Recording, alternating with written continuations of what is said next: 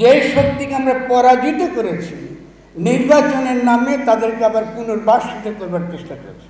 এই সংবিধান যারা লিখছে এরা পাকিস্তানের দ্বারা নির্বাচিত, আগে রাষ্ট্র বানান তারপরে সরকার করেন। প্রথমত এই গণ-অভ্যুত্থান হবার পরে আমাদের কিন্তু একটা গণ-ঐক্য তৈরি হয়েছে। এই গণ-ঐক্যটা তৈরি হয়েছিল রক্ত দিয়ে, শহীদ হয়ে, পঙ্গু হয়ে থেকে। এই গণ-ঐক্যকে নস্যাৎ করার জন্য আমরা জাতীয় ঐক্যের কথা বলা শুরু করেছি। এটা আমাদের শহীদদের প্রতি প্রতারণা, গণ-অভ্যুত্থানের প্রতি এটা অসম্মান। কিছু কিছু শব্দ ব্যবহার শুরু হয়েছে গণ-অভ্যুত্থানের পরপরই। সেটা হচ্ছে যে এই সরকার নির্বাচিত সরকার নয়। তার মানে ভোট দিলেই শুধু জনগণ নির্বাচন করে, রক্ত দিয়ে যারা নির্বাচিত হয় ওরা নির্বাচিত নয়।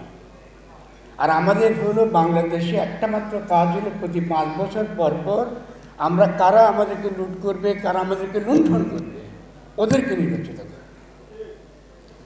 এটা তো বাংলাদেশ হতে পারে না, এই জন্য তো আমরা শহীদ হইনি। তাহলে আমাদের দরকার গণ-ঐক্য, যার ভিত্তিতে গণ-অভ্যুত্থান হয়েছে।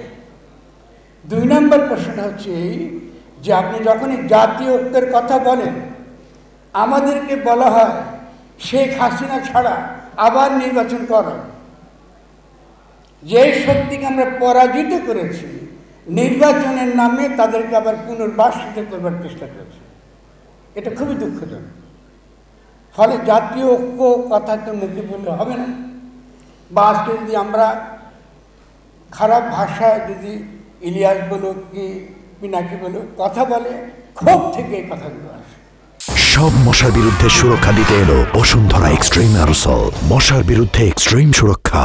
এটা আমাদেরকে বুঝতে হবে যে আমাদের গণ-ঐক্য দরকার। গণ-ঐক্যটা কি হয়েছে? 5 তারিখে একটা গাঠনিক মুহূর্ত পড়ে, যারা রাজনীতি পড়েন বা রাজনীতি সম্পর্কে জানেন, ইতিহাস বোঝেন, সে যে কোনো বিপ্লবের ইতিহাস আপনি দেখবেন। এই সময়টাকে বলে গাঠনিক মুহূর্ত, কনস্টিটিউটিং মুভমেন্ট। এই গাঠনিক মুহূর্তের পরে একটা রাষ্ট্র গঠনের কাজ শুরু হয়, নির্বাচনের কাজ শুরু হয় না।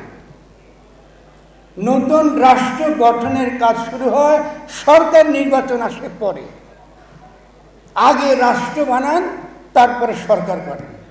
কিন্তু আমাদের কি বলা হলো, না না না না 3 মাসের মধ্যে নির্বাচন দেন, এরপরে 6 মাসের মধ্যে নির্বাচন দেন।